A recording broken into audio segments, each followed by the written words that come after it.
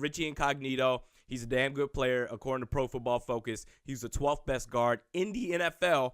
And I was saying to myself, you know what? He's primarily played left guard for most of his career. He did do, I believe, 2 years in St. Louis with the Rams as far as playing right guard. That was before the St. Louis Rams became the LA Rams. But he did do 2 years playing right guard. But you know what? Even if he can't necessarily, if he can't transition to right guard now, especially after playing left guard for so long in Miami and in Buffalo, you know what? It still gives you multiple options as far as different combination packages for a starting offensive line unit, whereas right now, your offensive line is pretty much what it is. Okay, so he at least gives you options. He's a damn good player. And the only question mark for that guy, for Richie Incognito, was character concerns, locker room cancer, so to speak.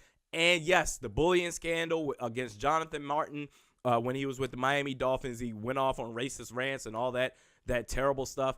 And I said to myself, you know what? In that article I wrote on the Viking Age, I said, you know what? If we're talking about a guy that was still a pompous ass, because Richie Incognito was a complete pompous ass. He was a complete POS back then. But here's the thing. In Buffalo, I believe he played 3 years in Buffalo the last 3 seasons. I say, you know what? This dude has turned his life around. He apparently, or maybe not his life, I don't know this dude personally, but he at least has seemingly turned his career around. There's been articles and multiple not citations, but I guess quotes from teammates and coaching staff about how they support this dude, Richie Incognito. And not only that, but coming from Miami, that whole scandal against Jonathan Martin going to Buffalo, if there was any type of slip up whatsoever from this dude, the media would have been all over it. They would have been looking for any reason to just rake this dude through the coals. But you know what? He hasn't had that issue the last 3 years. So I said, hey, this is a position of need that you have. This is a damn good player, 12th best at his position, according to Pro Football Focus.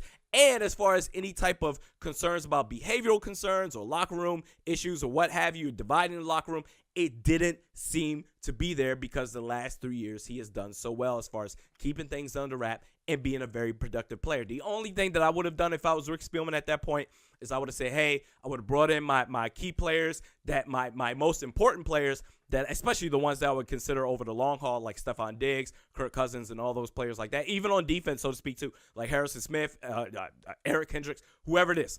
I would have brought them in and said, hey, what do you guys think about the possibility of bringing in Richie Incognito? Because I believe in sports, and especially nowadays, not even in sports, but even employers or what have you, no matter what it is you do, it's good to make your employees feel valuable. And not only that, just to make them feel valuable, you should take input from them. You'll never know what kind of ideas you can get, especially different perspectives left and right. So I would have been like, you know what do you guys think about bringing in Richie Incognito? If they would have said, hey, it's all good, he's a damn good player, bring him in, I've got no issue with him, great. And if not, you probably would have had to do some deeper thinking from there. So anyway, I was like, hey, I wrote an article, bring in Richie Incognito. He could solve the problems for the Vikings as far as, look, you signed Sheldon Richardson to a 1-year deal. So don't tell me that signing Richie Incognito to a 1-year deal would have been a bad idea. You're apparently all in 2018. Sheldon Richardson isn't going to be here next year unless he takes a team-friendly deal, and he's not. Why the hell would he? He's a damn good player.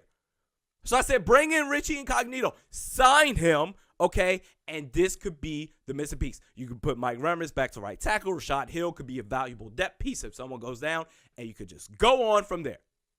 And then 48 hours later, 48 freaking hours later, after being released from the Buffalo Bills, this is you're a free agent. You're auditioning yourself for multiple teams. You should probably be on your best behavior. But you know what? I got up on Wednesday morning. So right now, let me explain how this works. So I work Monday, Tuesday, Thursday, Friday. I do 4/10s. Wednesdays are usually the days that I have off.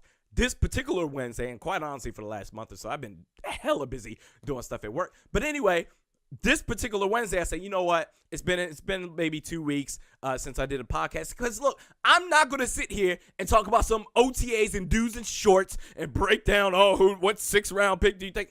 I'm not interested in doing that. I'm not going to be fake for you guys. I think I need to be, I need to be authentic. I need to stick to who I am. So this story broke out as far as Richie Incognito being a free agent. I said, this is perfect. I wrote an article about it, and then I was doing a podcast. So anyway, I woke up extra early Wednesday morning, right before I had to head to work.